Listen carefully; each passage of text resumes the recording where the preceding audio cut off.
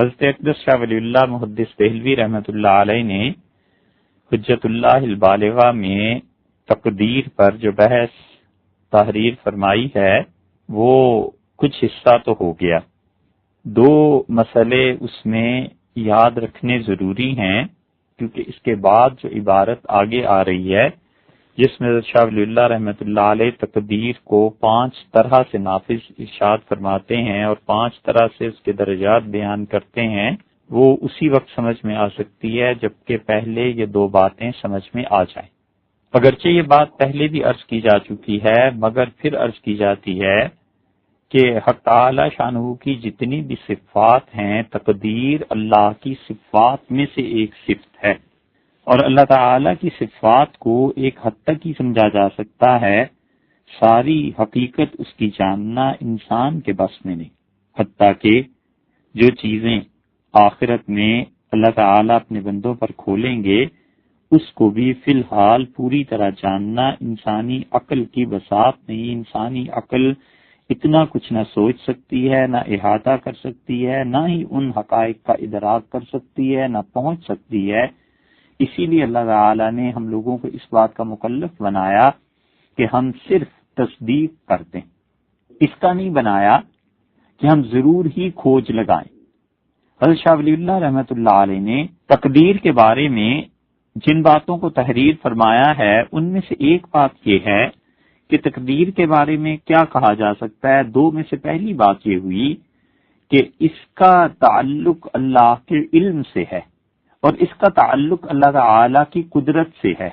اگر کوئی شخص تقدیر کو نہیں مانتا تو وہ اس بات کا کیا جواب دے گا کہ اللہ تعالی کی صفات میں سے علم کی صفت بہت بڑی صفت ہے، ہم اللہ تعالی کی صفات میں ترتیب نہیں لا سکتے. یہ غلط بات ہے، اس سے پہلے بھی بحث ہو چکی. لیکن حق تعالی شانہ کی عظیم ترین صفات میں سے ایک صفت علم ہے. ارادہ اللہ کی کتنی بڑی صفت ہے. قرآن کریم میں آیا ہے کہ جب وہ اذا اراد شیئا، جب کسی کام کا ارادہ فرما لیں اللہ تعالی تو ارادے سے ہی کام ہو جاتا ہے. قرآن کریم میں تو آیا ہے کہ وہ کہتے ہیں ہو جا، ہو جاتا ہے. تو یہ ہمیں سمجھانے کے لیے ہے کہ اللہ فرماتے ہیں ہو جا، وگرنہ محض اللہ کا ارادہ کافی ہے. یہ ارادہ جو ہے اہل علم نے لکھا ہے کہ علم ارادے سے بھی اللہ کی بڑی صفت. جن لوگوں نے علم کلام کو پڑھا ہے وہ اس چیز کو سمجھتے اور جانتے ہیں کہ اہل علم نے اللہ تعالی کی صفت ارادہ سے بھی بڑی صفت علم گنی ہے کہ حق تعالی شانہ کی یہ صفت ارادے کی صفت سے بھی عظیم تر ہے. تو آپ ذرا سوچئے کہ اللہ تعالی نے اپنے علم کے مطابق ایک چیز تحریر فرما دی. اب اگر کوئی آدمی یہ کہتا ہے کہ اس کی تحریر کی وجہ سے میں مجبور ہو گیا، تو اس کے علم کی وجہ سے جب انسان مجبور اپنے آپ کو گنتا ہے تو کیا یہ مان لیا جائے کہ اللہ تعالی کا علم نہ ہوتا تو انسان مجبور بھی نہ ہوتا؟ اور جب کوئی شخص یہ مانے گا کہ اللہ کے علم کی وجہ سے مجبور ہوا ہوں، علم نہ ہوتا تو میں بھی مجبور نہ ہوتا، تو معاذ اللہ وہ اپنے خدا کو جاہل کہتا ہے. اور اللہ کی ذات عالی سبحانک اللہم وہ ہر عیب سے پاک ہے، ہر ایک عیب سے مبرہ ہے. اب دوسری طرف لے لیجئے، دشواری یہ پیش آتی ہے کہ اگر اللہ تعالی کے تعلق سے تقدیر کے مسئلے میں قدرت کی بات کی جائے تو پھر انسان کیا چاہتا ہے کہ اللہ تعالیٰ کسی چیز پر قادر ہے یا انسان مکمل طور پر قادر ہے؟ اگر انسان مکمل طور پر با اختیار ہے تو پھر اللہ مجبور ہو گیا، معاذ اللہ. پھر تو اللہ تعالیٰ انسانوں کے پیچھے لگ گیا. تو خدا کے اختیار اور قدرت کی صفت تقدیر کے ساتھ جڑی ہوئی ہے، اللہ کے علم کی صفت تقدیر کے ساتھ جڑی ہوئی ہے. علم کو ناقص مانتا ہے تو مسلمان نہیں ہو سکتا، قدرت کو کامل نہ مانے تو مسلمان نہیں ہو سکتا. بندوں کی قدرت خدا کی قدرت کے مقابلے میں مکمل طور پر مانے تو اسلام نہیں ہے، اور بندوں کا علم بھی خدا کی علم ہی کی طرح مانے تو اسلام نہیں. اس کائنات کے ذرے ذرے پہ اللہ کا علم محیط ہے. تو یہ ضروری تھا کہ جو چیزیں طے شدہ ہیں ازل میں وہ طے شدہ رہیں، ورنہ اللہ کو علم کیسے ہوگا؟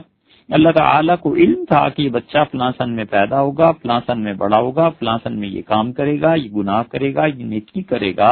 اگر کوئی آدمی کہتا ہے کہ اللہ نے چونکہ لکھ دیا تھا، اللہ کے علم میں تھا کہ میں نیکی کروں گا اور گناہ کروں گا، اس وجہ سے ہو رہا ہے، تو تمہارے کہنے کا کیا مقصد ہے؟ اللہ تعالیٰ کو علم نہ ہوتا، علم نہ ہوتا تو وہ جاہل ہوتا، جاہل ہوتا تو خدا نہ ہوتا۔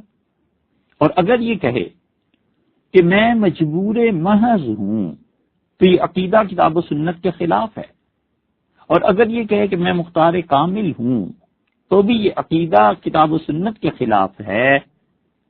انسان اعمال میں مختار ہے، نتائج میں مجبور ہے، اعمال کرتا ہے اور اس کا وہ نتیجہ مرتب ہو جائے جو انسان چاہتا ہے، نہیں ہوتا کبھی اور کبھی ہو بھی جاتا ہے۔ بچہ پوری محنت کرتا ہے، امتحان دیتا ہے اور چاہتا ہے کہ اس کے بعد وہ کامیاب ہو جائے، نہیں بھی ہوتا۔ اللہ تعالیٰ کو کسی اور ڈگر پہ چلانا مقصود ہوتا ہے، خدا روک دیتا ہے کہ بس ٹھیک ہے، اتنا پڑھنا تھا تم نے پڑھ لیا، اب اسکول کالج کی چھٹی، اب ہم تمہیں اپنے کسی اور کام میں لگا دیتے ہیں۔ تو بندہ ہزار کوشش کر لے، نہیں کامیاب ہو سکتا۔ وجہ اس کی یہ ہے کہ صفت ارادہ اللہ تعالیٰ کا غالب آتا ہے اور اللہ جو چاہتا ہے وہ کرتا ہے، تو انسان اپنے اعمال میں مختار اور نتائج میں مجبور ہے۔ کتنے ہی لوگ ہیں، نکاح ہوتا ہے، شادی ہوتی ہے، اور اولاد کے لیے جو اللہ تعالیٰ نے حکم دیا ہے یہ ساری چیزیں ہوتی ہیں، اور اولاد ہوتی بھی ہے اور نہیں بھی ہوتی، اس لیے کہ انسان اعمال کو انجام دیتا ہے اور بس اس کے بعد حق تعالیٰ شانہ وہی اس پہ نتیجہ مرتب کرے تو کرے، نہ کرے نہ کرے۔ بیج کسان پھینکتا ہے، اور کس بیج اور کس پودے سے کتنے دانے پیدا ہونے ہیں انسان نہیں جانتا۔ تو اس لیے حق تعالی شانہ کا علم اگر ناقص مانے گا تو بھی مسلمان نہیں رہے گا، اور حق تعالی شانہ کی قدرت ناقص مانے گا تو بھی مسلمان نہیں رہے گا۔ اپنی علم اور اپنے اختیار کو خدا کے مقابلے کا علم اور اختیار سمجھے گا معاذ اللہ، تو بھی انسان مسلمان نہیں رہے گا۔ اس کا کوئی خدا ہی نہیں رہے گا جس کے لیے وہ ماننے گا۔ اس لیے یہ تقدیر کا مسئلہ، اللہ کی قدرت، بندے کا اختیار، اللہ تعالیٰ کا علم اور بندے کی مجبوری، نتائج میں اور اعمال میں اختیار، ان ساری چیزوں کے گرد گھومتا ہے۔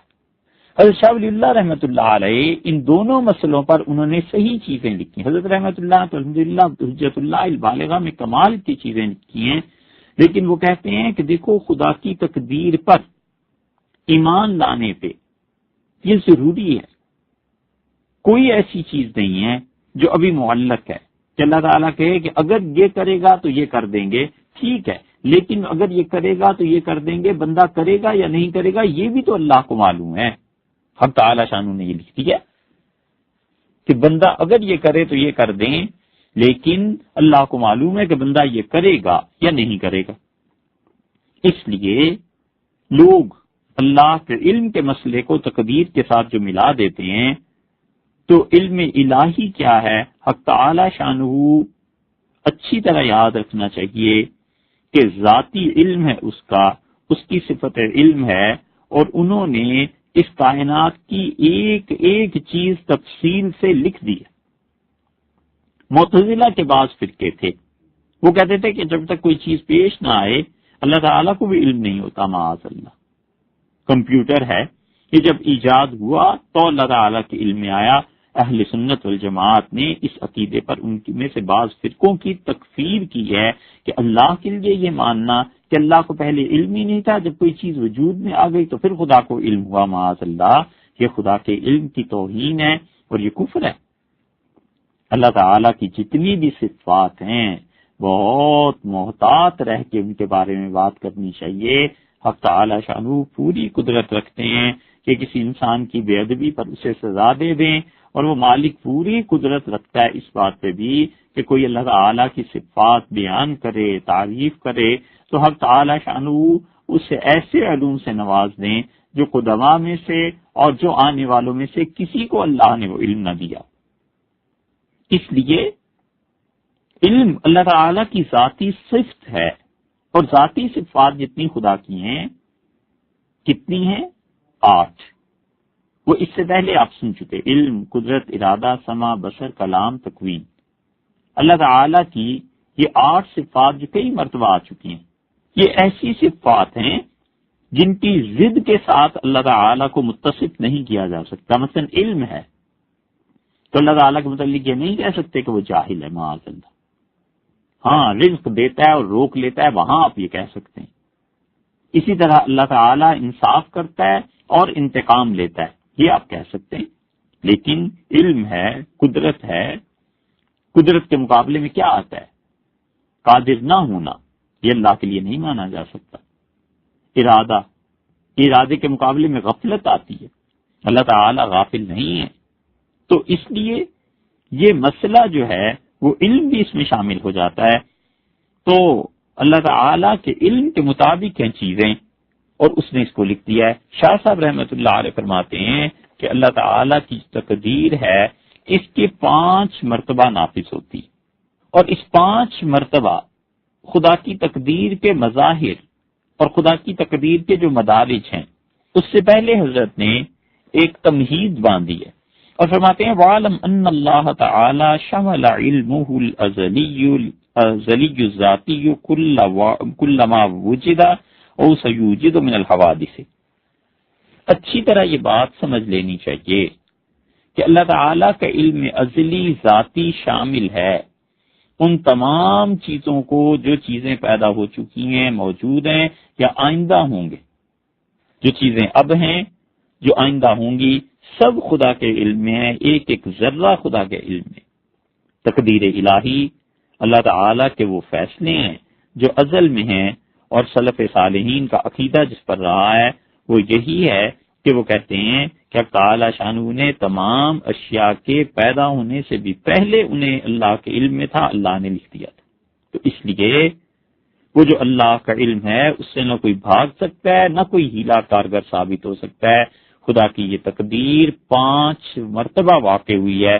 شاہ صاحب رحمۃ اللہ علیہ اس کی تمہید باندھتے ہوئے کہتے ہیں کہ اللہ کا علم ذاتی ازلی، جو کچھ اس کائنات میں اب ہے اور جو کچھ نیا پیدا ہوگا، سب چیزیں محال ان یتخلف علمہ عن شیء او یتحقق غیر ما علم فیکون جہلا لا علم.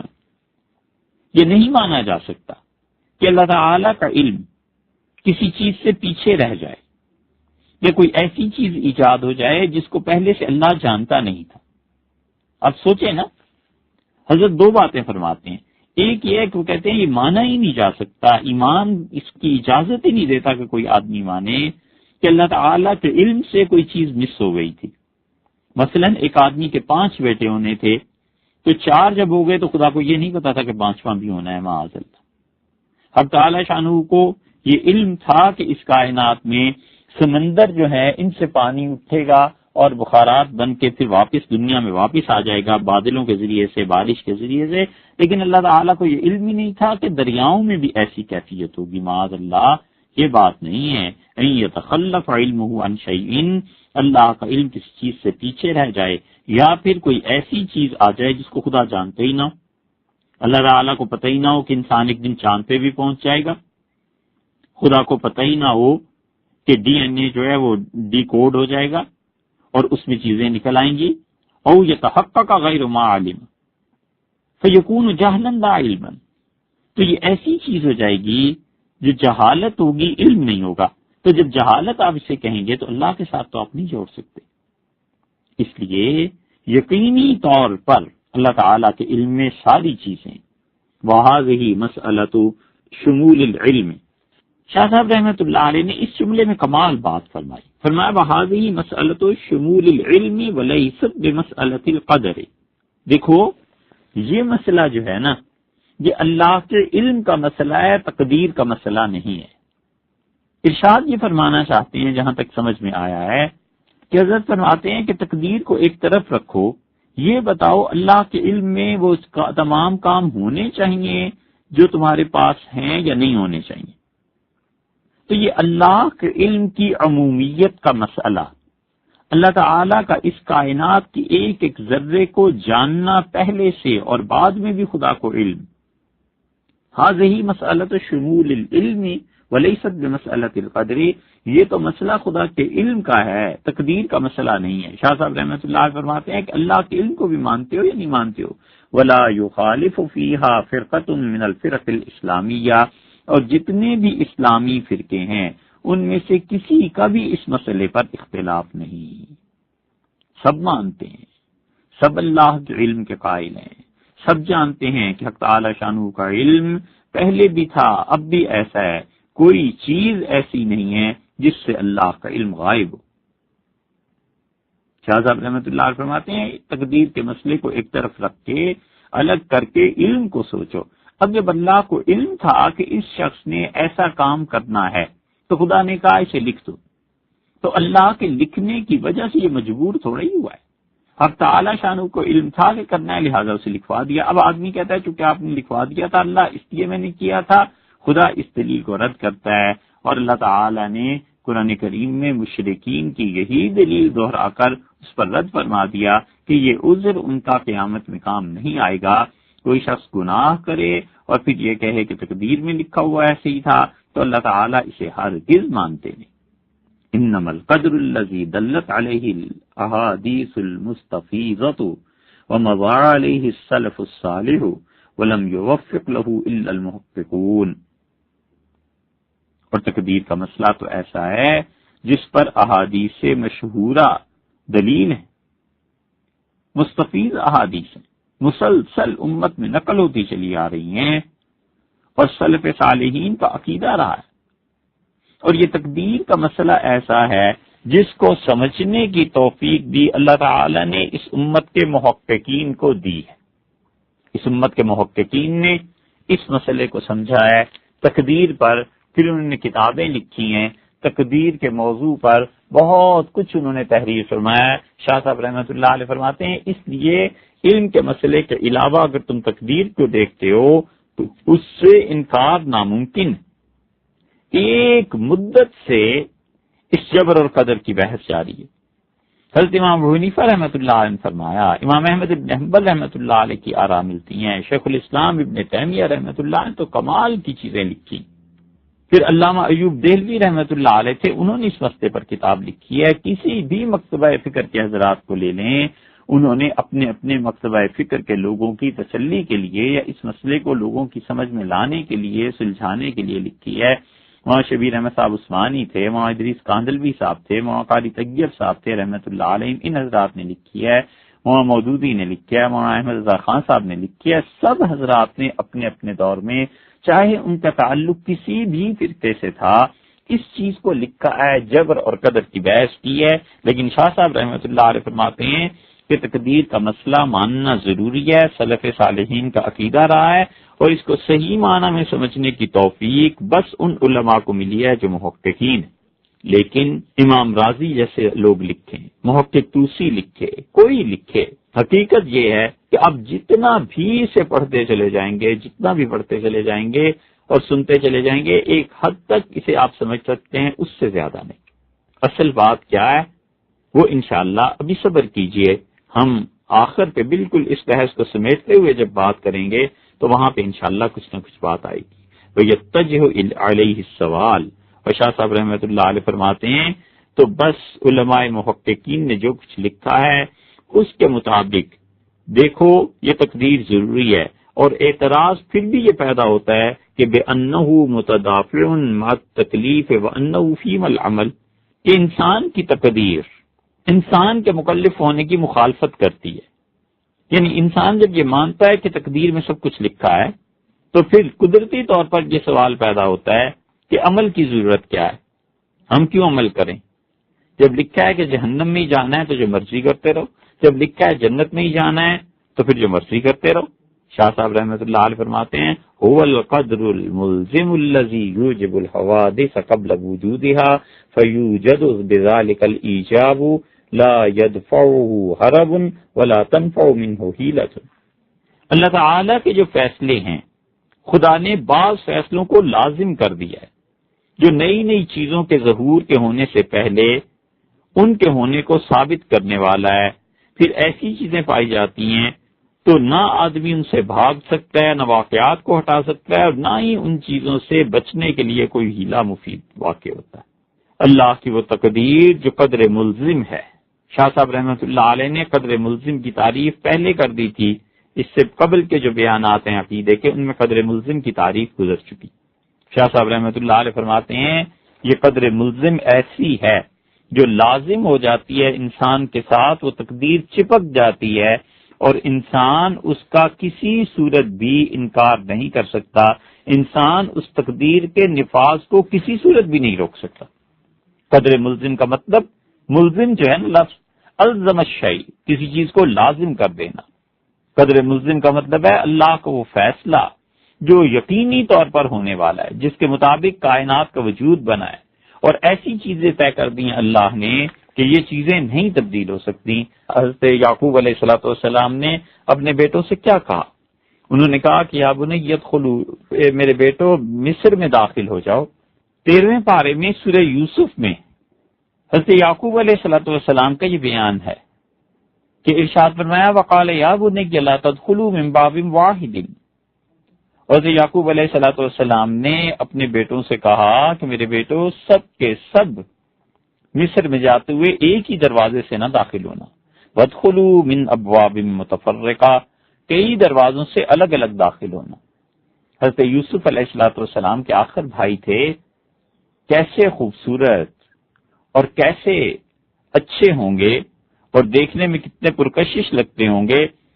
ڈر تھا کہ سارے بھائی 11 کے 11 اونٹوں پر سوار ایک ہی دروازے سے داخل ہوں تو کہیں نظر نہ لگ جائے، کہ میرے بیٹے کسی مصیبت میں نہ پڑ جائیں۔ یہ انہوں نے تدبیر کر لی، باپ یہی کر سکتا تھا اور اللہ کا پیغمبر علیہ الصلوۃ والسلام، لیکن کیا خوبصورت عقیدے کی بات انہوں نے اپنے بچوں سے کہی۔ انہوں نے کہا وما اغنی عنکم من اللہ من شیء، اور میرے بچوں اللہ نے اگر کوئی چیز طے کر دی ہے نا تو میں تم کو کسی صورت نہیں بچا سکتا۔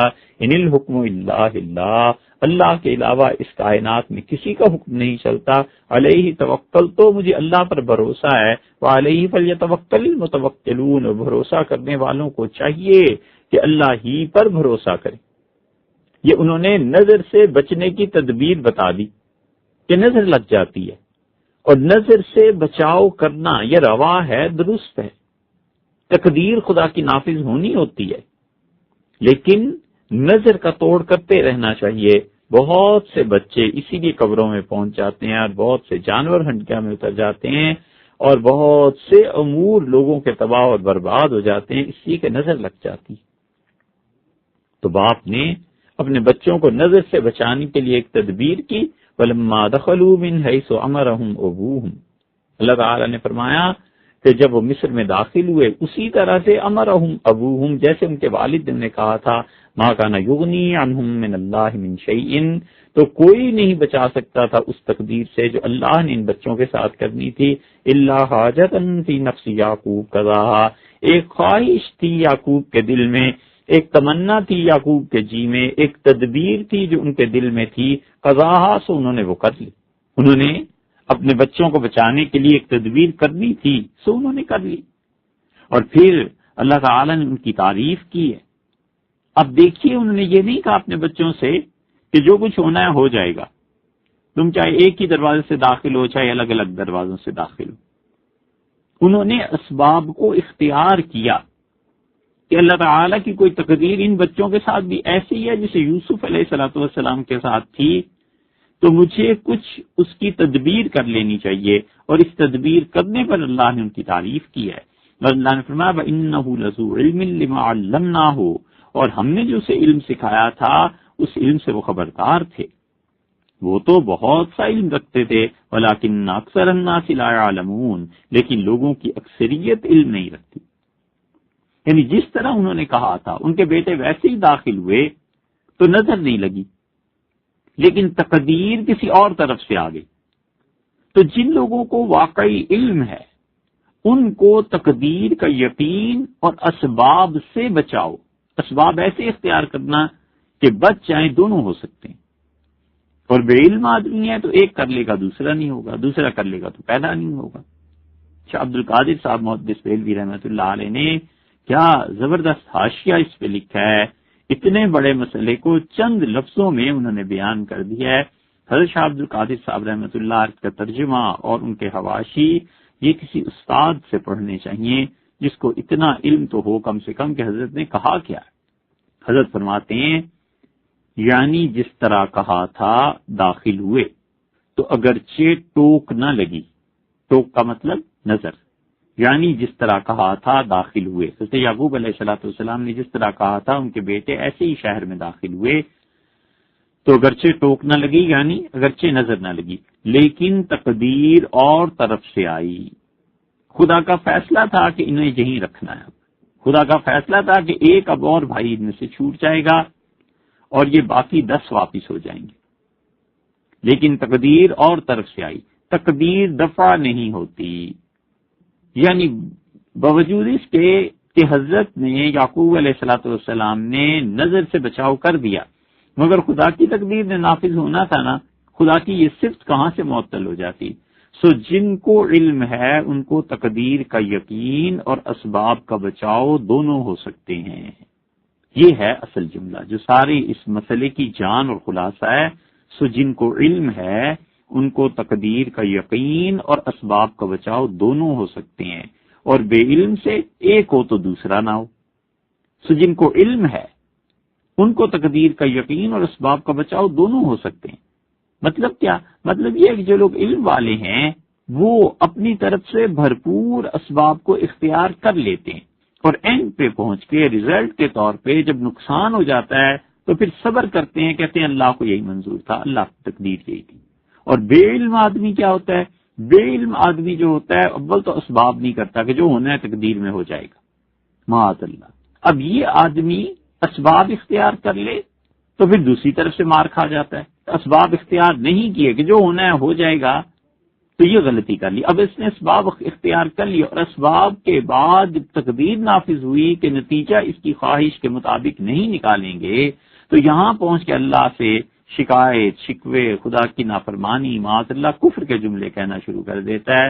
تو جو علم والے ہوتے ہیں تو دونوں چیزوں کو جمع کرتے ہیں، روک ٹوک کو بھی جمع کر لیا، نظر کا اتار بھی کر دیا، بتا دیا کہ نظر لگ سکتی ہے بچوں، سارے ایک دروازے سے داخل نہ ہو جانا، اور دوسری طرف یہ بھی بتا دیا کہ ان الحکم الا للہ، تقدیر اللہ کا حکم، اللہ کے علاوہ کوئی نہیں نافذ کر سکتا، علیہ توکل، تو اللہ ہی پر بھروسہ ہے، وعلیہ فلیتوکل المتوکلون، اور بھروسہ کرنے والوں کو چاہیے اللہ ہی پر بھروسہ کرے۔ اسی لیے اللہ نے کہا ما کان یغنی عنہم من اللہ من شیء، خدا کی تقدیر سے کوئی نہیں بچا سکتا تھا انہیں۔ ایک بھائی نے پھر رہنا تھا بنیامین نے، اور 10 نے واپس جانا تھا، الا حاجتا فی نفس یعقوب قضاها، مگر ایک خواہش تھی یعقوب علیہ السلام کے جی میں اپنی اولاد کے متعلق، سو انہوں نے پوری کر لی۔ وَإِنَّهُ لَذُو عِلْمٍ لِّمَا عَلَّمْنَاهُ، اور وہ بہت علم رکھتا تھا، ہم نے اپنے بندے کو جو علم دیا تھا بڑا علم اس کے پاس تھا۔ حضرت یعقوب علیہ السلام کی خدا نے تعریف کی ہے جو اس علم پہ جو اللہ نے انہیں عنایت فرمایا تھا، وَلَٰكِنَّ أَكْثَرَ النَّاسِ لَا يَعْلَمُونَ، لیکن لوگوں کی اکثریت اس چیز کو نہیں جانتی۔ اس لیے آدمی کو جو کام کرنا ہے وہ یہ کہ تقدیر جو لازم ہے اس سے بچ نہیں سکتا، اور جو علماء محققین ہیں حضرت یعقوب علیہ السلام کا واقعہ سمجھاتا ہے کہ دیکھو اس طرح کرنا چاہیے کہ انسان اپنی طرف سے پورے اسباب کو اختیار کر لے، پھر خدا کی تقدیر کہیں اور جگہ سے نافذ ہو جائے، آدمی اس سے بچ نہیں سکتا، اللہ کی تقدیر آئی جاتی ہے۔ وقد وقع ذلك 5 مرات، اور اللہ تعالی کی تقدیر 5 طرح پہ ہے۔ اب انہوں نے کی، شاہ صاحب رحمۃ اللہ علیہ نے تقدیر کی قسمیں اور بتایا کہ اللہ تعالی کی تقدیر کا مسئلہ یہ ہے کہ وہ 5 طرح سے انسانوں کے سامنے آتی ہے، یا اس کے کل مدارج کہ کب سے وہ چلی ہے، کب سے ہو رہی ہے، وہ مدارج 5 ہیں۔ فاولها، سب سے پہلے خدا کی تقدیر جو ہے، اللہ کے فیصلے، انہ اجمع فی الازل ان یوجد العالم علی احسن وجہ ممکن مراعیا للمصالح مؤثرا لما هو الخیر النسبی حین وجودہ۔ خدا کی تقدیر سب سے پہلی بار تو اس وقت آئی جبکہ اللہ تعالی نے ازل میں یہ فیصلہ کر لیا کہ وہ ایک جہان پیدا کریں گے۔ کیسا جہان پیدا ہوگا؟ علی احسن وجہ ممکن، بہتر سے بہتر جہان ایک بنائیں گے، اور جو بھی صورتیں اس میں ممکن ہیں وہ ہوں گی۔ یہ سب کچھ ہمارے آپ کے اعتبار سے کہ ایسا جہان پیدا کرے گا جو انسانوں کے لیے بہتر سے بہتر ہے۔ اس سے آگے اب چیز انسانوں کے لیے ممکن نہیں۔ حق تعالی شانہ نے جو چیز بنائی ہے کمال کی بنائی ہے، آخری چیز اس نے اس کائنات میں دے دی۔ اب درخت ہے، اس سے بڑھ کر کیا ہوگا؟ انسان کامل ہے، انسان سے بڑھ کر شاہکار اب کیا ہوگا؟ شیر ہے، درندوں میں کامل ہے، اب اس سے بڑھ کر درندہ اور کون سا ہوگا؟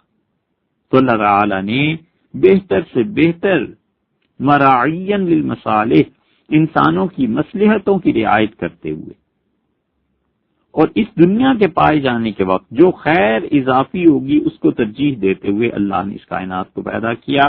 تو شاہ صاحب رحمۃ اللہ نے فرمایا کہ اللہ تعالیٰ کی تقدیر یعنی اس کا فیصلہ سب سے پہلے سامنے آتا ہے اس وقت جب اس جہان میں کچھ نہیں تھا، ٹائم نہیں تھا، اسپیس نہیں تھی۔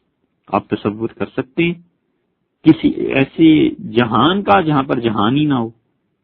ہم کتنے مجبور ہیں کہ ایک بات کہنا بھی چاہیں تو الفاظ ساتھ نہیں دیتے، کہ جس وقت میں وقت ہی نہیں تھا، ٹائم نام کی کوئی چیز نہیں تھی، اسپیس نام کی کوئی چیز نہیں تھی، تو اس وقت اللہ نے چاہا کہ ایک جہان کو پیدا کرے، پھر اللہ نے ٹائم کو پیدا کیا، پھر اللہ نے اسپیس کو پیدا کیا، جگہ کو پیدا کیا، اتنی وسیع کائنات خدا نے پیدا کی جو انسانوں کے لیے بہتر سے بہتر ہو، انسانوں کی مصلحتوں کی رعایت کرتے ہوئے۔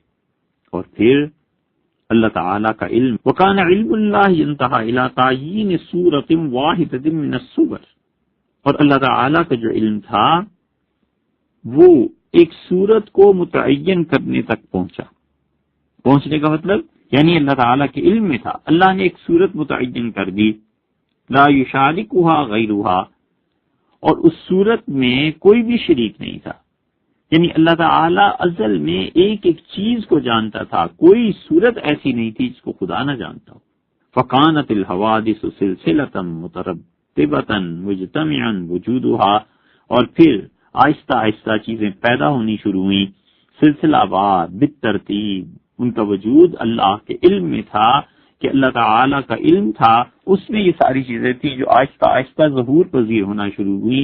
لا تصدق ولا کثیرین، یہ جو نئی نئی چیزیں پیدا ہو رہی تھیں وہ جزیات تھے، وہ ایک ایک چیز کی ترتیب تھی کہ پہلے کون سی چیز پیدا ہو، پھر اس کے بعد کون سی چیز پیدا ہو، پھر اس کے بعد کون سی چیز پیدا ہو۔ یہ وہ چیز ہے جو اللہ تعالیٰ نے قرآن کریم میں کہی ہے، اور اللہ تعالیٰ نے بتایا ہے کہ اس نے جب اس کائنات کی تخلیق کا ارادہ کیا تھا، اس دنیا کو اللہ نے جب بنانے کا ارادہ فرمایا تھا تو اللہ تعالیٰ نے تدریجاً دو دن میں ایک ایک دن میں یہ چیزیں ایسے پیدا کی، اور اللہ تعالیٰ نے اس کی تشریح فرما دی۔ 21ویں پارے میں سورہ السجدہ میں اللہ تعالیٰ نے فرمایا کہ اللہ الذی خلق السماوات والارض وما بینہما فی 6 ایام، اللہ تعالیٰ نے 6 دنوں میں یعنی 6 وقت ایسے تھے، 6 ٹائمز، جن میں اللہ تعالیٰ نے آسمانوں کو اور زمینوں کو پیدا کیا۔ ثم استوى علی العرش، اور پھر توجہ فرمائی عرش کی طرف، ما لکم من دونہ من ولی ولا شفیع، لوگو اللہ کے علاوہ کوئی تمہاری حمایت کرنے والا نہیں، کوئی تمہارا سفارشی نہیں، افلا تتذکرون، تم سوچتے نہیں ہو۔ یدبر الامر من السماء الى الارض، اللہ تعالی ہر کام آسمان سے نازل کرتا ہے ایک تدبیر کے ساتھ، آسمان سے زمین تک۔ ثم یعرج الیہ فی یوم، اور پھر اللہ کی طرف چڑھنا ہے اس کی طرف، فی یوم کان مقدارہ الف سنۃ مما تعدون، جس کا پیمانہ 1000 برس ہے، یعنی بڑے بڑے کام عرش سے مقرر ہو کر نیچے اترتے ہیں، اور سب اسباب جو اللہ نے پیدا کیے ہیں آسمان اور زمین سے جمع ہو کر پھر بنتے ہیں، ایک مدت تک یہ عمل جاری رہتا ہے، پھر اٹھتا ہے، اللہ تعالیٰ کی طرف سے ایک اور رنگ اترتا ہے، بڑے بڑے پیغمبروں کے بھیجنے کے فیصلے ہوئے، قوموں میں سرداریاں جو کئی 100 سال چلی، یہ فیصلے اللہ کی طرف سے نازل ہوتے ہیں۔ شاہ صاحب رحمۃ اللہ علیہ فرماتے ہیں کہ دیکھو تدبیر کے ساتھ یہ چیزیں آتی ہیں، اللہ تعالیٰ نے تمام چیزوں کو بالترتیب پیدا کیا ہے اور معاملے کو اس طرح رکھا ہے کہ آخر تک کھینچتا چلا جائے۔ تو کہنے کا خلاصہ اور مطلب یہ کہ اللہ کی تقدیر پہلی مرتبہ واقع ہوئی ہے اس وقت جب حق تعالی شانہ نے فیصلہ فرما لیا کہ اس کائنات کو اللہ نے پیدا کرنا ہے، ایسے ایسے انسان ہوں گے، یہ چیزیں ہوں گی۔ 5 مرتبہ فرمایا تھا، اب دوسری مرتبہ آیا۔ وثانی ہوا، شاہ صاحب رحمۃ اللہ علیہ فرماتے ہیں کہ دوسری مرتبہ اللہ کی تقدیر کب سامنے آئی؟ انہ قدر المقادیر، اللہ تعالی نے تمام چیزوں کو طے کیا۔ قدر المقادیر کا اگر ہم صحیح اردو میں عام لغت کے اعتبار سے ترجمہ کریں تو پھر یہ ہو جائے گا کہ اللہ تعالی نے اندازہ کیا۔ اب ہمارے ہاں جو اندازے کا لفظ بولا جاتا ہے اس سے مراد یہ ہوتی ہے کہ کچھ کم یا کچھ زیادہ۔ کہتے ہیں کہ یہ چیز کتنے کی مل جائے گی مارکیٹ سے، آپ کہتے ہیں میرا خیال ہے اندازہ ہے کہ 100 میں یا 125 میں مل جائے گی، ممکن ہے 95 میں ملے، ممکن ہے 105 روپے کی تمہیں ملے۔ تو یہ اندازہ ہے نا، اندازے میں ہمارے نزدیک یقین نہیں ہے، لیکن اردو زبان اتنی محدود ہے کہ وہ علمی چیزوں کو کہاں پہ اپنے دامن میں سمیٹ سکتی ہے۔ اس لیے یہاں پر اگر ترجمہ ہم یہ کریں کہ انہ قدر المقادیر، کہ اللہ تعالی نے طے فرما دیا تقدیر کو دوسری مرتبہ، وَيُرْوَى أَنَّهُ كَتَبَ مَقَادِيرَ الْخَلَائِقِ كُلَّهَا، اللہ تعالی نے تمام چیزوں کے متعلق طے کر دیا۔ مسلم کی روایت میں بھی آتا ہے، ترمذی میں بھی آتا ہے کہ اللہ تعالی نے تمام چیزوں کو طے فرما دیا۔ فالمعنی واحد، ان دونوں فکروں کا مطلب ایک ہی ہے۔ مطلب یہ کہ یا تم یہ کہو کہ اللہ تعالی نے تقدیر لکھ دی، یا یہ کہو کہ اللہ نے پوری مخلوق کی تقدیر لکھ دی، تو بات ایک ہی ہے۔ اصل میں ایک جملہ آیا ہے ترمذی میں، دوسرا جملہ آیا ہے مسلم میں، حدیث کی کتابوں میں حضور اقدس صلی اللہ علیہ وسلم نے فرما دیے دونوں طرح کے جملے۔ شاہ صاحب رحمۃ اللہ علیہ کہتے ہیں والمعنی واحد، کہ دونوں جملے ان کا مطلب ایک ہی۔ اب یہاں شاہ صاحب رحمۃ اللہ علیہ نے قدر المقادیر، انہ کتب مقادیر الخلائق کلھا، دونوں جملوں میں یہ نہیں بتایا کہ حدیث کے جملے، صرف یہ کہا یروى، اور یہ روایت ہے۔ اب یہ روایت کہاں ہے؟ ترمذی میں، مسلم میں، کس جگہ آئی ہے؟ شاہ صاحب رحمۃ اللہ علیہ کی یہ کتاب اتنی اونچے درجے کی ہے کہ اگر کوئی آدمی سے پڑھے گا اور حدیث پر نظر نہیں ہوگی تو زندگی بھر نہیں سمجھ سکتا کہ شاہ صاحب رحمۃ اللہ نے جو کہا یہ ہے کیا بات۔ یہ اصل میں حدیث کے جملے ہیں۔ شاہ صاحب رحمۃ اللہ علیہ فرماتے ہیں قبل ان یخلق السماوات والارض ب50,000 سنة، اور یہ اللہ تعالی نے زمین کی اور آسمانوں کی پیدائش سے 50,000 سال پہلے ہی لکھ دیا۔ وذالک، اور یہ لکھنے کا مطلب یہ ہے کہ انہ خلق الخلائق حسب العنایات الازلیۃ فی خیال العرش، کہ اللہ تعالی نے اپنی رحمت کے ساتھ جو ازل میں تھی عرش کی قوت خیال میں تمام مخلوق کو پیدا کر دیا۔ یہ ہے مشکل مسئلہ کہ عرش کی قوت خیال کیا ہے، اور عرش کی قوت خیال کا مطلب کیا ہے۔ کہ دوسری مرتبہ جو خدا کی تقدیر نافذ ہوئی تو ایسا وقت آ گیا تھا جب اللہ تعالی نے کچھ چیزوں کو پیدا فرما دیا تھا۔ مثلا اللہ تعالی نے پانی کو پیدا کر دیا تھا، حدیث میں آیا ہے کہ اللہ تعالی نے عرش کو پیدا کر دیا تھا مگر ابھی زمین اور آسمان پیدا نہیں ہوئے تھے۔ تو جب عرش پیدا ہو گیا اور کائنات میں پانی وجود میں آ گیا تو پھر اس کے بعد پھر تقدیر لکھی گئی۔ ایک جگہ یہ بھی آیا کہ اول ما خلق اللہ القلم، اللہ تعالی نے قلم کو پیدا کیا 50,000 سال پہلے۔ آسمانوں کی اور زمین کی پیدائش سے یہ کام ہوئے۔ 50,000 سال سے مراد یہی 50,000 ایئرز بھی ہو سکتے ہیں جو ہم اور آپ سوچتے ہیں، اور عربوں کے ہاں محاورہ بھی ہے۔ کسی بات کو بہت پرانا کہنا ہوتا تھا تو عرب کہتے تھے یہ تو 50,000 سال پہلے کا واقعہ ہے۔ اردو میں بھی محاورہ ہے، کہتے ہیں 20 بار تمہیں سمجھایا ہے، تو 20 کا مطلب کم سے کم 40-60 تو ہونا چاہیے نا، لیکن ہوتا کیا ہے 5-10 مرتبہ ہی ہوتا ہے۔ تو ہر قوم کے محاورے ہوتے ہیں، اور ان محاورات کو بعض اوقات لغوی معنی میں لینا درست نہیں ہوتا۔ تو بہرحال آسمانوں کی اور زمین کی پیدائش سے کئی ہزار سال پہلے، مدتوں پہلے، شاید کروڑوں سال پہلے اللہ تعالی نے پانی اور عرش 2 چیزیں پیدا کر دی۔ اس کائنات کا آغاز کہاں سے ہوا؟ پاکستان میں چکوال جو ہے، یہاں پر آثار قدیمہ کی پوری بستی ہے، اور جن لوگوں کو آثار قدیمہ میں دلچسپی ہے ان کی تو جنت ہے۔ وہاں ہندوؤں کے بہت بڑے بڑے مندر ہیں کٹاس وغیرہ میں، اور وہاں پر بعض چیزیں ایسی ہیں جن کے متعلق کاربن سے یہ اندازہ لگایا گیا کہ یہ 3-3 کروڑ سال پرانی ہیں۔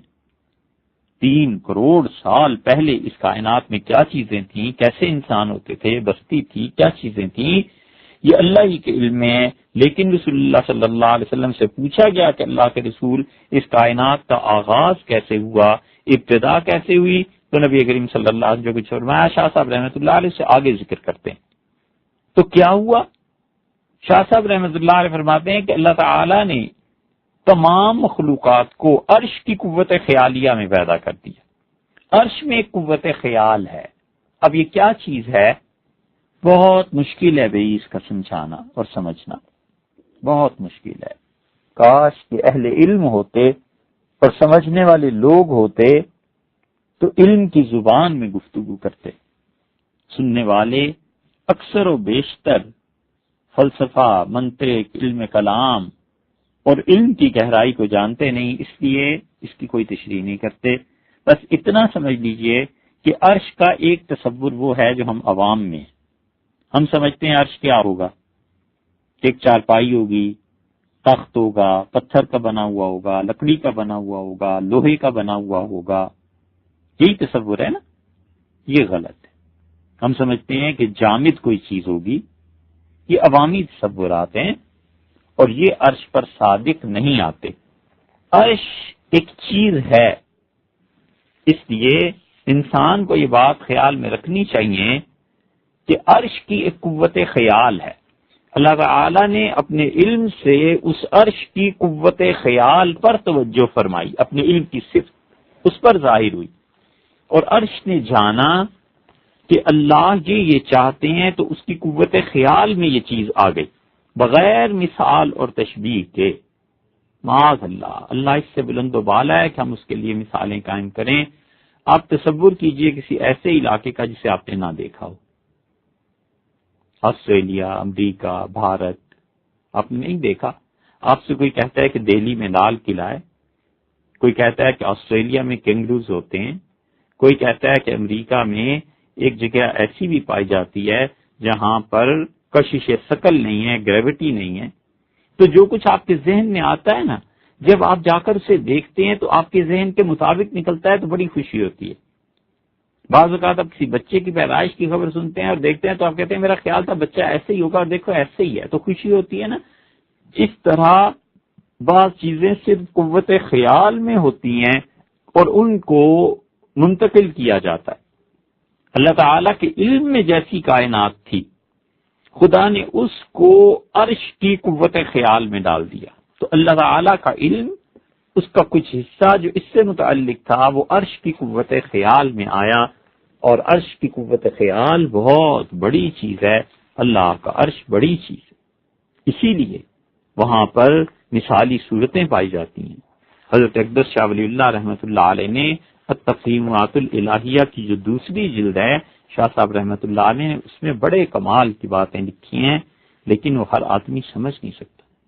شاہ صاحب رحمۃ اللہ علیہ وہاں پر ایک جگہ لکھتے ہیں کہ سألتہ صلی اللہ علیہ وسلم سوالا روحانیا، میں نے نبی کریم صلی اللہ علیہ وسلم کی روح مبارکہ سے ایک مرتبہ سوال کیا، اور میں نے کہا اللہ کے رسول یہ جو آپ نے فرمایا ہے کہ میں اس وقت بھی نبی تھا جب آدم علیہ الصلوۃ والسلام پانی اور مٹی میں گندھے ہوئے تھے، گوند دیا گیا تھا اس کو، تو میں اس وقت بھی نبی تھا۔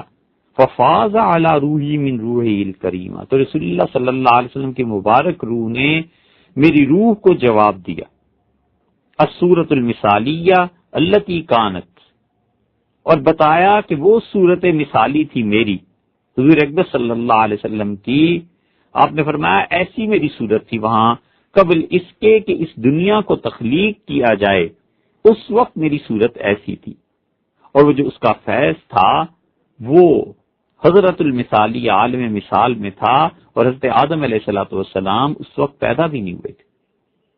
پر پھر وہاں پر نبی کریم صلی اللہ علیہ وسلم میری روح پر ایک دور ایسا گزرا ہے جو بڑا ہی کامل تھا، اور وہ جو دور تھا اس کو اس حدیث میں یہ کہا گیا ہے کہ میں اس وقت بھی نبی تھا، تو میری نبوت وہ تھی۔ بڑا مشکل ہے اس کو سمجھنا۔ شاہ صاحب رحمۃ اللہ نے دوسرا سوال بھی لکھا ہے، کمال کیا ہے شاہ صاحب رحمۃ اللہ علیہ کے تفہیمات الالہیہ۔ شاہ صاحب رحمۃ اللہ علیہ سے پہلے کئی صدیوں تک ایسا آدمی نظر ہی نہیں آتا۔ اگر ان کی اسکیم کامیاب ہو جاتی اور ان کی باتیں جو انہوں نے ارشاد فرمائی تھی، اس وقت کے نالائق مسلمان اور منافقوں کا ٹولہ بہت بڑا ہو گیا تھا، اگر وہ اس وقت حضرت رحمت اللہ علیہ کی بات مان لیتے، امت دوبارہ عروج کی طرف چل پڑتی اور سوال مٹ جاتا۔ مگر ایسی بدبخت مسلمانوں کی وہ قوم تھی جنہیں اللہ نے اتنا بڑا آدمی دیا، اور قیامت میں خدا یقیناً پوچھے گا کہ اتنے بڑے بڑے لوگ تم میں آتے رہے، تمہاری ناقدریوں نے ان لوگوں کے اسکیمز کا کیا کیا؟ شاہ صاحب رحمۃ اللہ علیہ اسی میں ایک جگہ مبشرات میں فرماتے ہیں، سالتو سوالاً روحانیاً، میں نے رسول اللہ صلی اللہ علیہ وسلم سے ایک اور مرتبہ پوچھا، میں نے کہا اللہ کے رسول، یہ جو آپ نے ارشاد فرمایا تھا کہ اللہ تعالیٰ کی ذات ایسے مقام پر تھی جس کے اوپر ہوا تھی اور نیچے ہوا تھی، این کان ربنا، آپ سے صحابہ کرام رضی اللہ عنہم نے آپ کی وجودی زندگی میں پوچھا تھا کہ اللہ تعالیٰ اس کائنات کو پیدا کرنے سے پہلے کہاں تھا، تو اس کے جواب میں آپ نے یہ فرمایا تھا کہ اللہ ایسی جگہ تھا جہاں اوپر ہوا تھی اور نیچے ہوا تھی۔ اس کا کیا مطلب ہے؟ ففاض علی روحی، رسول اللہ صلی اللہ علیہ وسلم کی روح نے میری روح کو جواب دیا، اور بڑا زبردست نور تھا جو ظاہر ہوا، اور مجھے فرمایا رسول اللہ صلی اللہ علیہ وسلم نے کہ اس نور کو دیکھتے ہو، یہ ہے وہ چیز۔ اور پھر شاہ صاحب رحمۃ اللہ نے جو کچھ لکھا ہے وہ عام لوگوں کے سمجھنے کی بات نہیں ہے، اس لیے اس کا کیا ذکر کرے۔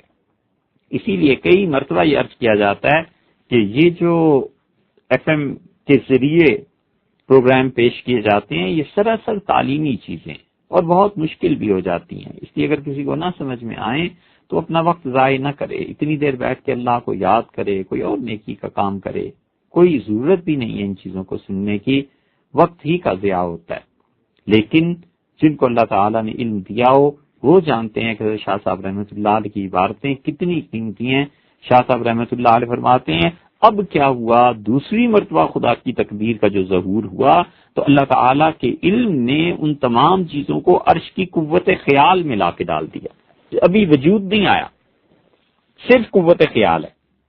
یہ عرش کی قوت خیال جو ہے نا، اس کو ذرا سا اگر آپ جان لیں تو اچھا آئندہ کی مباحث آسان رہیں گی۔ سورہ انعام میں اللہ تعالیٰ نے فرمایا ہے 59 نمبر آیت میں اللہ نے کہا وَعِندَهُ مَفَاتِحُ الْغَيْبِ، اور غیب کی جتنی بھی کنجیاں ہیں، نادیدہ جہان، نادیدہ چیزیں جتنی بھی ہیں، اللہ کے علاوہ کوئی نہیں جانتا۔ وَيَعْلَمُ مَا فِي الْبَرِّ وَالْبَحْرِ، اور اللہ ہی جانتا ہے جو کچھ کے جنگلات میں ہے اور جو دریا میں ہے، جو سمندروں میں، کیا کہنے خدا کے علم کے۔ اللہ نے فرمایا وَمَا تَسْقُطُ مِن وَرَقَةٍ إِلَّا يَعْلَمُهَا، لوگوں کوئی پتا جو درخت سے جھڑتا ہے وہ بھی میرے علم سے باہر نہیں ہے۔ وَلَا حَبَّةٍ فِي ظُلُمَاتِ الْأَرْضِ، اور زمین کی تاریکیوں میں، تہوں میں جو دانہ پھوٹتا ہے وہ بھی میرے علم میں ہے۔ وَلَا رَطْبٍ وَلَا يَابِسٍ، اور کوئی ہری بھری چیز اور کوئی سوکھی چیز، إِلَّا فِي كِتَابٍ مُبِينٍ، یہ سب کی سب چیزیں میں نے کتاب میں لکھ دی ہیں، وہ کتاب میں۔ یہ جو اللہ نے فرمایا نا کتاب میں ہے، یہ عرش کی قوت خیالیہ ہے۔ یہ عرش کی قوت خیالیہ میں خدا نے ہر چیز کو داخل کر دیا، لوح محفوظ، یہ عرش کی قوت خیالیہ۔ اللہ تعالیٰ نے اپنی قدرت کا ارشاد فرمایا، تو یہاں پر لفظ کیا آ گیا؟ الفاظ یہ آگے کہ کتاب مبین، اس لفظ کو ذرا ذہن میں رکھیے گا۔ دوسری جگہ دیکھیے سورہ الرعد میں 13ویں پارے میں اللہ تعالیٰ نے وہاں آیت نمبر 39 میں فرمایا یمحو اللہ ما یشاء ویثبت، اللہ جس چیز کو چاہتا ہے مٹا دیتا ہے، جس چیز کو چاہتا ہے قائم رکھتا ہے۔ وعندہ ام الکتاب، اور اصل کتاب اللہ کے پاس۔ دنیا میں ہر چیز اسباب کے اختیار کرنے سے حاصل ہوتی ہے۔ لکھنا ہے اس کے لیے ایک سبب چاہیے، ایک قلم چاہیے، کوئی نہ کوئی چیز چاہیے، آدمی لکھ لیتا ہے۔ اور اسباب کبھی ظاہر ہوتے ہیں، کبھی باطن میں چھپے ہوئے ہوتے ہیں۔ اسباب کی تاثیر اللہ چاہے تو ہمارے اندازوں سے زیادہ کر دیتا ہے اور چاہے تو کم کر دیتا ہے۔ اس لیے اسباب میں جو تاثیر پیدا ہوتی ہے نا، یہ اللہ کے قبضے میں، اور اللہ کے علم میں ہے۔ حضرت شاہ عبد القادر صاحب رحمۃ اللہ علیہ کا حاشیہ اس پہ پڑھو اور سمجھو اسے، کیا کمال کی بات کی۔ اللہ نے کہا نا یمحو اللہ ما یشاء ویثبت، اللہ جس چیز کو چاہتا ہے مٹا دیتا ہے، جس چیز کو چاہتا ہے قائم رکھتا ہے۔ وعندہ ام الکتاب، اصل کتاب اللہ کے پاس ہے۔ یہ جس چیز کو خدا نے وہاں کہا تھا سورہ انعام میں کتاب مبین، اسی کو یہاں کہا ہے ام الکتاب۔ حضرت شاہ صاحب رحمۃ اللہ علیہ کے حاشیے میں فرماتے ہیں دنیا میں ہر چیز اسباب سے ہے، بعض اسباب ظاہر ہیں، بعض چھپے ہیں۔ اسباب کی تاثیر کا ایک اندازہ ہے، جب اللہ چاہے اس کی تاثیر اندازے سے کم یا زیادہ کر دے، یا کا لفظ یہاں نہیں ہے، جب اللہ چاہے اس کی تاثیر اندازے سے کم زیادہ کر دے، جب چاہے ویسی ہی رکھے، یعنی اسباب انسان اختیار کرتا ہے، ان اسباب پر تاثیر جو مرتب ہونی ہے اللہ کبھی چاہے تو کم کر دے، کبھی چاہے تو زیادہ کر دے۔ اور مثال کیا خوبصورت رحمت اللہ نے دی، فرمایا آدمی کبھی کنکر سے مرتا ہے اور گولی سے بچتا ہے۔ ایک آدمی نے کنکر اٹھایا تاکہ دوسرے کو ذرا سرزنش تنبیہ کرے، اور کنکر اس نے دوسرے کو مارا، اس نے سبب اختیار کیا دوسرے کو متوجہ کرنے کے لیے، اپنی طرف توجہ دلانے کے لیے کنکر پھینکا، تو سبب اختیار کیا، اس کی تاثیر کیا ہونی چاہیے، کنکر اسے لگے اور وہ آدمی ادھر دیکھے، تاثیر حد سے بڑھ گئی، اور وہ یہ کہ اس کنکر سے آدمی مر مٹا، ختم ہو گیا۔ ہو جاتا ہے کبھی کبھی۔ ایک عباسی خلیفہ تھا اور اسے ایک لڑکی سے بہت محبت تھی، تو بیٹھے ہوئے تھے تو اس نے اس لڑکی کو کہا کہ منہ کھولو۔ اس نے منہ کھولا تو یہ اس کے منہ میں انگور پھینک رہا تھا، وہ چبا لیتی تھی پھر وہ منہ کھول دیتی تھی۔ ایک جو اس نے انگور پھینکا تو وہ اس لڑکی کے سانس کی نالی میں چلا گیا اور وہیں تڑپ گئی، ختم ہو گئی۔ عباسی خلیفہ نے سر پیٹ لیا کہ یہ کیا ہو گیا، ہونا تو تھا ہی پھر وہ۔ یہ ہے شاہ صاحب رحمۃ اللہ علیہ کہتے ہیں کہ اسباب میں تاثیر کبھی آدمی کے اندازے سے کہیں زیادہ ہو جاتی ہے، کہیں کم ہو جاتی ہے۔ مثلاً کنکر پھینکا تو کنکر سے مر گیا، اور گولی ماری مارنے کے لیے اور گولی سے آدمی بچ گیا۔ تو شاہ صاحب رحمۃ اللہ علیہ فرماتے ہیں جب اللہ چاہے اس کی تاثیر اندازے سے کم زیادہ کر دے، جب چاہے ویسی ہی رکھے۔ آدمی کبھی کنکر سے مرتا ہے اور گولی سے بچتا ہے، اور ایک اندازہ ہر چیز کا اللہ کے علم میں ہے، وہ ہرگز نہیں بدلتا۔ دیکھا آپ نے کہ اس نے تو انگور پھینکا تاکہ محبت کا اظہار ہو، وہ چبا جائے، لیکن اللہ کے علم میں تھا کہ یہ انگور جا کر سانس کی نالی میں رک جائے گا اور مر جائے گی۔ یہ ہرگز نہیں بدلتا، اللہ نے طے کر دیا۔ اندازے کو تقدیر کہتے ہیں۔ یہ دو تقدیریں ہیں، ایک بدلتی ہے اور ایک نہیں۔ یہ شاہ صاحب رحمۃ اللہ نے تحریر فرمایا ہے۔ تقدیر کتنی قسمیں ہیں یہ تو آخر پہ بات آ جائے گی انشاءاللہ، اس کو ضرور سننا چاہیے۔ جو اس کے آخر کی مباحث ہیں، ابھی کسی مسئلے میں کسی نتیجے تک نہ پہنچیے۔ دیکھیے وہاں جو اللہ نے کتاب مبین کہی تھی، یہاں سورہ رعد میں آ کے فرمایا عندہ ام الکتاب، اصل کتاب اللہ کے پاس ہے، جہاں اسی کو ام الکتاب کہہ دیا۔ متعدد مقامات ہیں قرآن کریم میں، ہم صرف 4 مقامات کا عرض کرتے ہیں۔ دیکھا آپ نے پہلے کتاب مبین، نمبر 2 ام الکتاب، اب تیسرے نمبر پہ آ جائیے سورہ یاسین میں دیکھ لیجئے۔ اللہ تعالی نے فرمایا کہ انا نحن نحیی الموتى، بلا شبہ ہم ہی ہیں جو مردوں کو زندہ کریں گے، وَنَكْتُبُ مَا قَدَّمُوا، اور ہم لکھ لیتے ہیں جو میت نے اپنے لیے آگے بھیجا ہے، نیکی کے کام، تقوی کے کام، اللہ کے لیے پیسے کو خرچ کرنا، غریبوں کی مدد کرنا، غریبوں کی حمایت کرنا، وَنَكْتُبُ مَا قَدَّمُوا، جو کچھ انسانوں نے ہمارے پاس بھیجا ہے وہ لکھ لیا ہے، وَآثَارَهُمْ، جو کچھ پیچھے چھوڑ کے جاتے ہیں اسے بھی لکھ لیتے ہیں، اس کے پیچھے کے نشانات بھی ہمارے علم میں۔ اس نے نیک اولاد چھوڑی، اللہ نے کہا ہمارے علم میں ہے تمہاری نیک اولاد تمہارے لیے کیا بھیج رہی۔ ہوتی ہوگی نیک اولاد کسی زمانے میں، پچھلے قدیم زمانوں میں پائے جاتے تھے ایسے لوگ جو اپنے آباء و اجداد کے مرنے کے بعد بھی انہیں یاد رکھتے تھے، بیٹا باپ کو یاد رکھتا تھا، بیٹا ماں کو یاد رکھتا تھا، ان کے لیے قرآن پڑھتے تھے، ایصال ثواب کرتے تھے۔ یہ بڑی اچھی ایک مخلوق تھی، پچھلے زمانوں میں پائی جاتی تھی۔ اب تو وہ ہیں جو زندگی میں ہی کہتے ہیں کہ کسی طرح مر جائیں اور گھر سے نکلیں اور چاند چھٹے. اللہ نے فرمایا وَنَكْتُبُ مَا قَدَّمُوا وَآثَارَهُمْ، ہم ہی ہیں جنہوں نے مردوں کو زندہ کرنا ہے، اور ہم ہی ہیں جنہوں نے لکھ لیا ہے جو کچھ انسان نے اپنی زندگی میں اعمال ہمارے پاس بھیجے، نیک یا بد، اور جو کچھ پیچھے چھوڑ کے آئے. پیچھے چھوڑ کے آئے فلمیں، پیچھے چھوڑ کے آئے سینما، پیچھے چھوڑ کے آئے ظلم کے نشانات، اور پیچھے چھوڑ کے آئے رہتی تاریخ تک جس یزیدیت کو خدا کے بندے یاد رکھیں، یہ چھوڑ کے آئے. اللہ نے کہا ہم نے سب کچھ ہمارے وَكُلَّ شَيْءٍ أَحْصَيْنَاهُ فِي إِمَامٍ مُبِينٍ، اور ہر چیز ہم نے گن کے لکھ لی ہے ایک امام مبین.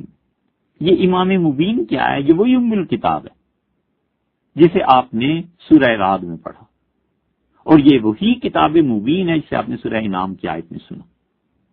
شاہ صاحب رحمۃ اللہ نے فرمایا جو بھیج چکے اپنے اعمال اور پیچھے رہے نشان، اولاد اور عمارات اور رسم، نیک یا بد.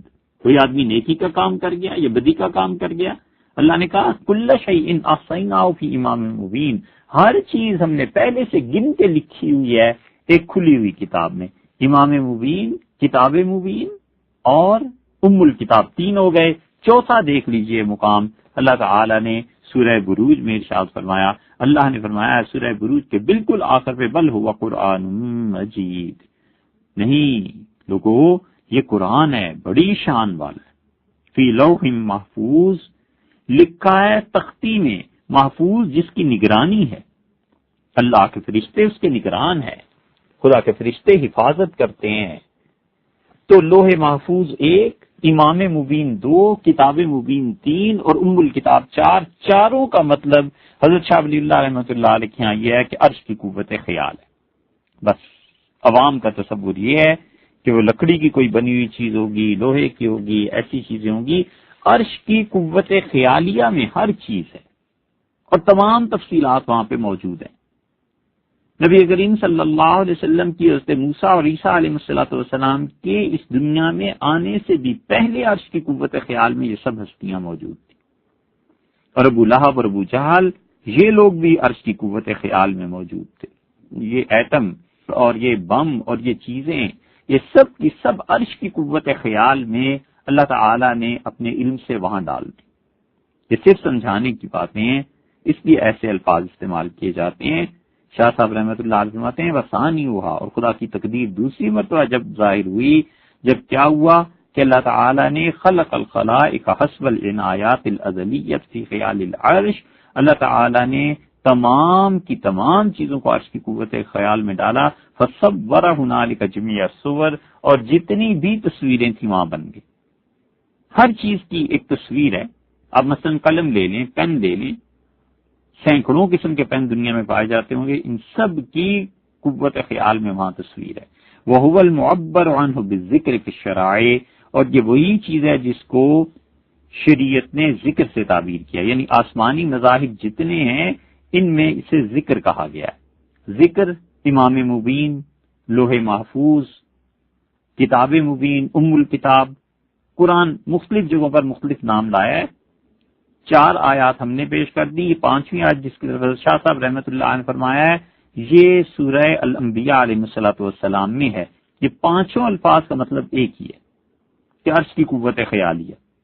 فصور ہنالک جمیع الصور، اللہ نے تمام صورتیں وہاں جمع کر دی. وَهُوَ الْمُعَبَّرُ عَنْهُ بِالذِّكْرِ فِي الشَّرَائِعِ فَتَحَقَّقَ هُنالِكَ مثلاً کیسی صورتیں عرش کی قوت خیالیہ میں؟ حضرت فرماتے ہیں سورۃ محمد صلی اللہ علیہ وسلم، حضور اقدس صلی اللہ علیہ وسلم کی شبیہ مبارک، حضور اقدس صلی اللہ علیہ وسلم کی تصویر، ان کا چہرہ، ان کا جسد مبارک، اس کی ایک صورت جو ہے وہ عرش کی قوت خیالیہ میں. وَبِعْثِهِ إِلَى الْخَلْقِ فِي وَقْتِ قَضَاء، اور اسی طرح یہ کہ دنیا میں جب اتنا زمانہ گزر جائے گا تو حضور صلی اللہ علیہ وسلم مکہ مکرمہ میں بھیجے جائیں گے، یہ بھی اس قوت خیال میں ہے عرش کی.